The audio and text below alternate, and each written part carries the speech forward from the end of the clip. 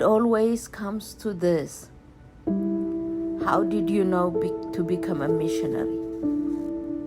And it has been always in my heart since a childhood, when my parents took me to the church, and then later on, when they enrolled me to the Sunday school as a child.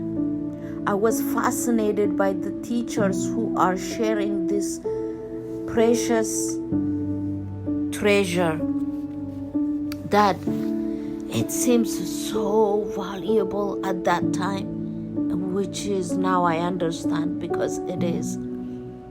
And I was fascinated as a child to hear every parts of the Bible story.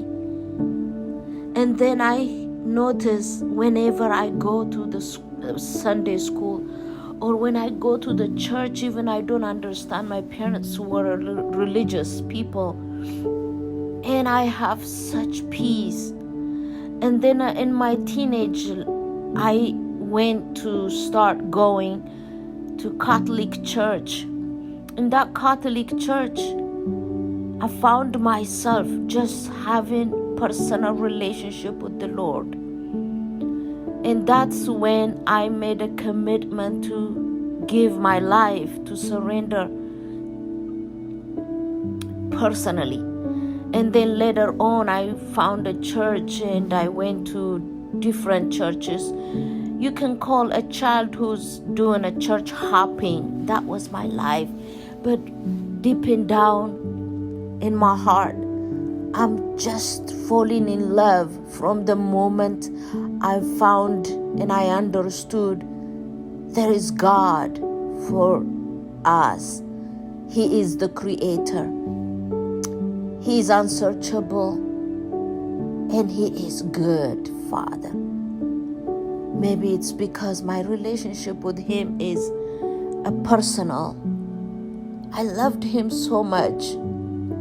Nobody can take me out.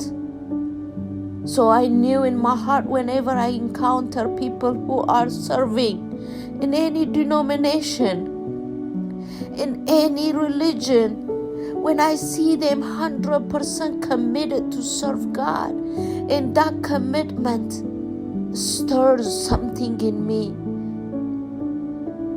So for me, since I told you my families are religious people, they come from religious background. So in Catholic church, I found there are people who live just for God all their life. And I said, that's it. I got it. That's what I wanted to do. I want to be like them. And then I start proceeding the steps forward. And the nuns loved me. I went to Catholic school in my junior high. And I was involved. Anything they ask me to do, I go to church. Any volunteering position they have for a child. Remember, I'm a girl, so that's not a lot of things always in the church available. But whatever they give me, I do it wholeheartedly. One specific time, it was an Easter holiday approaching, and I am in a choir already, and God put in my heart, I don't know how, but I knew in my heart I wanted to do some kind of brochure for Easter. So I asked the priest if I can do it, and the priest says yes. And I wrote my first Easter brochure with the picture in front, black and white, scriptures that in that age that I knew, went in and got it from Matthew or Mark or any from the gospel or Isaiah. I got clips of scriptures and I couldn't add more. So I put all the scriptures, what Jesus did for us, why He came, and the pain of the cross. I wrote that, and with the little words of my own adding. And I took the printing that is owned by the Catholic Church already. I went to the vice president to show him. First, I went to the head of the priest, and they approved it. They read it and approved it. And then I went to the printing. I've been sent to the printing factory, and I showed them and I gave them my ideas what it should be. A little girl, I believe I was 14, and I showed them, and they did print it out and came. I was so joyful, and I couldn't say proud, but I was in such a joy. Sunday after service, Easter, standing outside with my team in choir, handing out those brochures about Easter. And that's where it started. In that season, I will serve Him. I noticed that my life is not my own. The Bible tells us our life is not our own. Our lives belongs to Him. And I am grateful to say, here is my life. My life is yours.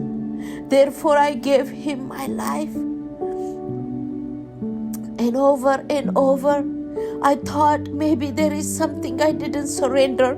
So for a couple of years, I just sit in my pew wherever I am. And then I would say, I give you my life. I give you my life. And I prayed up prayers for many times. And I said, forgive my sin. Forgive my trespasses, Lord. Wash me with your blood. And then that passed. And the Lord put in my heart such hunger. Then by that time, I was already a young adult. And the hunger to know the word, it seems like I eat and I am still hungry. I don't feel satisfied. So I work, and after work, whenever day off I have, I will open my Bible with a writing pad, and I just sit down and write and read and write and read. I don't have a guidance anyone can teach me, but it's just that hunger drives me. It's a strong drive in me. I have to study the word, and I study the word. And in that hunger places, in that prayer places, I noticed that there is greater things than I can feed myself. I couldn't get enough of the word, and I needed someone to feed me at that time. So the Lord put in my hand the Bible school's application. Somebody who just had an extra, and they were giving me a ride, and he was the head usher, and at that time I was ushering in the church I was planted in. And he says, if you want it, maybe you should see this, you might like it. And he just handed it to me from the glove compartment. He pulled it out while he's driving and handed it to me. I said, oh, okay, because I didn't know what it was. I didn't see there is a Bible school. I did not know there is a Bible school. That's how much I was naive. And I had that application maybe a week or two, didn't look at it, but I know I was supposed to go, but I don't know where. I know my studying is not enough to feed me and satisfy me. In that season I am in, by just happened to be turning to that table and looking that application, and without thinking anything, that's how God works in my life.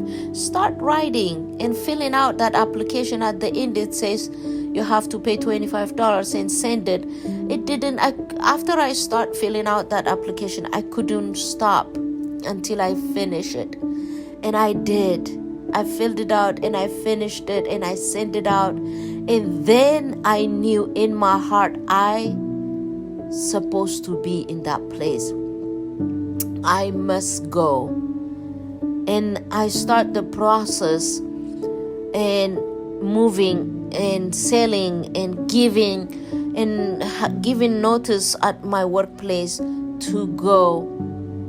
And did not know where this place is I'm going. Don't have any contact from this place I'm going. One of the things, my pastor has to have a recommendation. And I went to him after a week.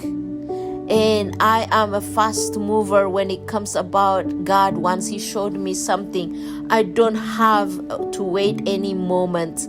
And with that speed, I went to my pastor, and my pastor took a little time. He wanted me to make sure on my own to pray things out, and he wanted to pray about it as well. And I did, and he did. I knew already I didn't have to pray. I just have to obey my pastor to say yes, and waited. And we made up again with that, because he made appointment to meet up again. And I went in, and he says, okay, I will sign it. And he signed that and prayed for me and sent out that.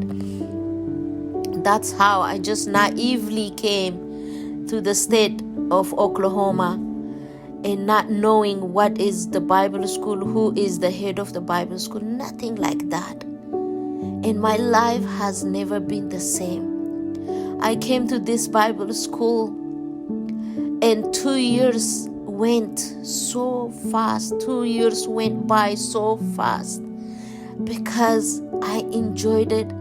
I don't understand everything. You have to remember, I'm a third culture person. So there is a lot of things I don't understand or grasp it, but I just know the presence of the Lord is there, and the Holy Spirit is there, and I got everything they can give me. And if I do not understand, I had confidence in God.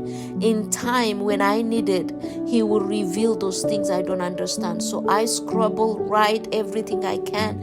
And if I couldn't catch up taking my notes, I will just believe God and buy that cassette. And I got my notes. And went to the second year, you have to choose what group you're supposed to go. I do not know. I came to study the Bible. I didn't know I have to go to a specific place, groups to choose. But I said, okay. And didn't know, it didn't seem like I will fit in any of it. Music, I said, oh no, I don't know how to sing. Although I've been in a choir for up to that moment. And then they said children. I said, I don't know how to do children's ministry. And they said, okay, evangelist. I said, I don't know. I can't stand in front of people and do what they are doing. With that, I eliminated everything, and I came up to, I said, let me go to the missionaries group. And I went to missions for a whole year. I studied there. From there, it seems like that hunger, it got better. That thirst got better, but not quenched. And not satisfied, rather, if you want me to say the right word, I think. Not satisfied. I said, there is something more. There is something more. Now, after I finished, I said, Lord, now what? Where do I go now from here? I felt I'm just somewhere not clear. I couldn't see far. I'm in the cloud. And then someone said, let's go to this another 3 months intense mission training school. Would you like to go? And I said, it seems good, but I don't have the budget. I don't have the way to get there, even though in the same town. And I said, I don't know. I'll let you know. And the person who asked me was trying to, they graduated, I guess, with me. Yeah, I remember that part. And I said to the Lord, Lord, this seems good for me to go, but I don't have the fund. I don't have the means to get there. If you do these two things for me, I will go, because I think that's what I need to have more clarity. And that prayer took only 3 days. Within 3 days, I was supposed to go. I prayed that Thursday. And by Sunday, I knew I had the whole tuition money. Wasn't much, but it looked so much big at that time. And a person who's going to that school for that 3 months, they ask if they can be my roommates. They want to move in with me. I had 2-bedroom apartments. And I said, absolutely. And they said out of their mouth, we are here for only for 3 months to go to that missions Bible school. But if you need a ride, if you want to go, you could. And if you don't have any plan this coming 3 months, I will be your ride. I will give you a ride because I'm going from your place anyway. And I said, Lord, you did it again. And that's how I went to this school. It's called Domada. And now it's called WOC. And I went for 3 months. I felt my whole body was on fire in that Bible school. I felt I've been skinned alive. It just couldn't handle it. Yet I can't get enough of it. I couldn't go away from it. The presence of the Lord was strong. There is a half an hour prayer before we start the school, and there is another half an hour after we finish the school.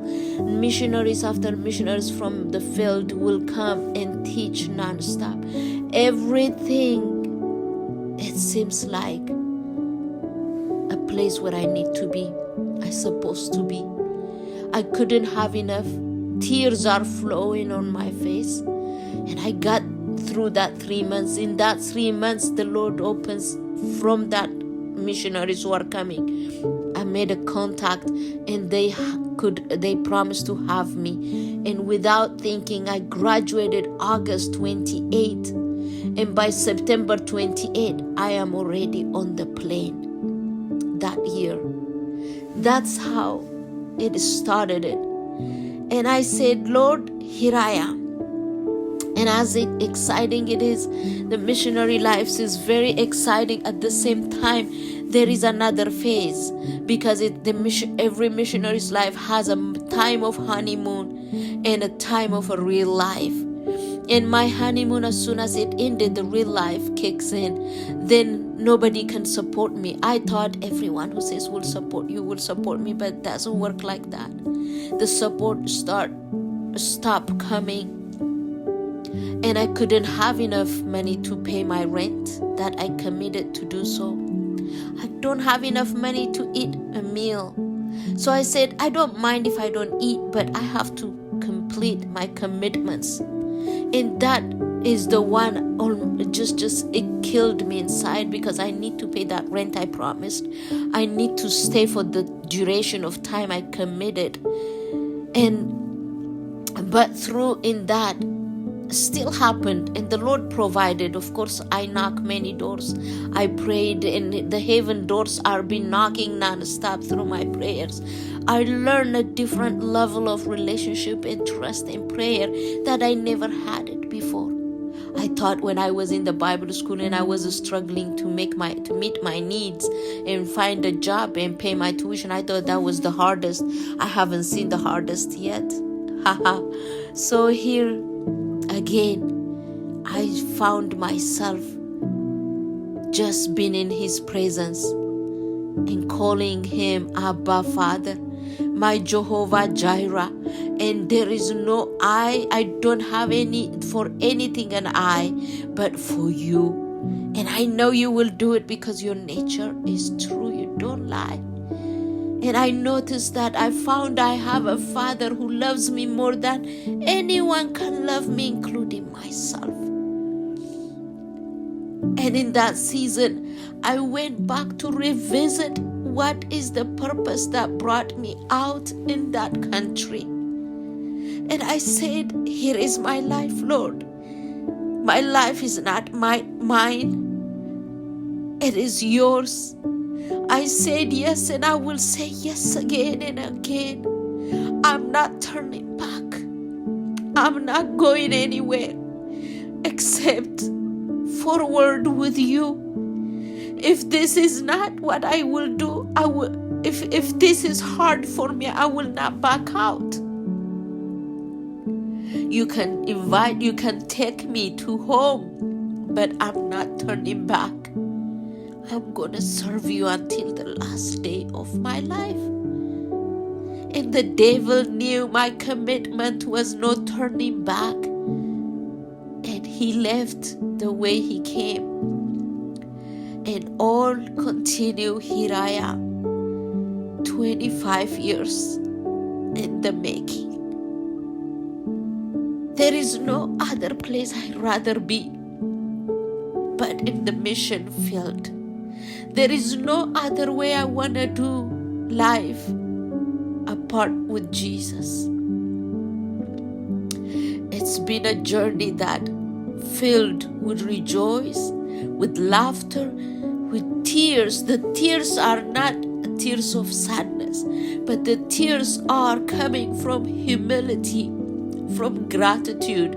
I look back and I still do, and I say, who am I that you are mindful of me, that you love me, that you think of me all the time, and you trusted me to speak your word, and you called me a soldier. A soldier takes order. A soldier doesn't argue when the order comes. A soldier doesn't compromise or question. The answer is yes, sir. And I'm a soldier of a mighty God. I'm an ambassador representing God. The enemy do not like us because of the preciousness of the call. This call is irrevocable. It is God who called me. It is God who anointed me. It requires intense relationship with Him. When the enemy comes at you one way and you stand in your position and take your charge and speak to the mountain, it will flee 7 ways. You and I are a child of God. As a missionary, I need to remind myself again and again, I'm an ambassador representing the kingdom of God to the people who does not know Him. It is not the people who don't like you, it is the enemy does not like you. And you are called for the people. And there is no place you could go without people being represented in that nation. And it is a precious call. It is amazing calling. I hold it dearly and preciously in my heart. And I am so much protecting my calling in my heart because that's all I have. And that's more than I ask and more than I need and I deserve. It's a precious thing. I live for you, Jesus, until my last breath. So I say to myself, pray, TG. As a missionary, we need to pray. You know, in a prayer like you have never prayed every time. Intense prayer, a huge commitment to break through those darkness and principality, darkness places, and to arrive the places where God sent you to do the will of God. So that prayer is needed for you to stay in intense relationship, in a very close, tight relationship with the Master who called you. The money will come, do not be concerned. The people will come who supports you, do not be concerned. He will build your house, do not be concerned. You just run at His feet, in His presence, and keep that relationship tight, and it will be well.